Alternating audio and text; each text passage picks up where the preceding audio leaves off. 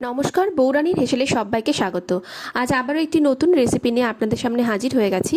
আজ আমি বানিয়ে দেখাবো কাতলা মাছের পেটির ফ্রাই। চলুন দেখে নেওয়া যাক আমি কি পদ্ধতিতে এটাকে বানাচ্ছি। প্রথমে আমার এখানে কাতলা মাছের পেটি অবশ্যই লাগছে। দেখুন, এটা আপনারা রুই মাছ দিয়েও করতে পারেন। এবার আমি এখানে একটু লেবুর রস দিয়ে দেব, যাতে মাছের আষ্টে গন্ধটা চলে যায়। কিছুক্ষণ এটাকে মাখিয়ে রাখবো লেবুর রস দিয়ে। এবার এটা মাখানো কিছুক্ষণ থাক, আর ততক্ষণে আমি একটা গ্রাইন্ড করে নিই। এখানে আমি মুসুর ডাল নিয়েছি, মুসুর ডালটাকে আমি এখানে গ্রাইন্ড করে নেব।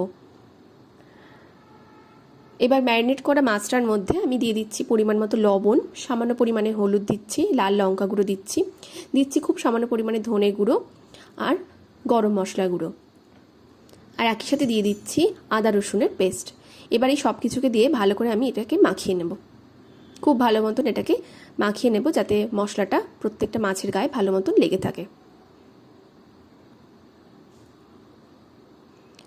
আর দেখুন, এখানে যে মুসুর ডালটা আমি পেস্ট করেছিলাম, যে গুঁড়ো করেছিলাম, সেটা এইরকম মতন একদম মিহি গুঁড়ো কিন্তু করিনি।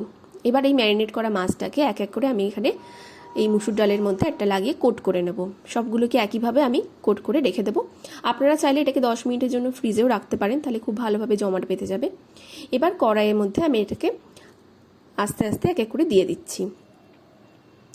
এখানে অবশ্যই আমি এটাকে রিফাইন্ড অয়েলে ভেজেছি, সর্ষের তেলে এটাকে না ভাজার চেষ্টা করবেন। গ্যাসের ফ্লেমটাকে কিন্তু একদম লো অবস্থায় রাখবেন। আর দেখুন, এক পিঠটা হয়ে গেছে। এবার আস্তে আস্তে আমি অপর পিঠটাকেও ভাজার জন্য দিয়ে দিচ্ছি।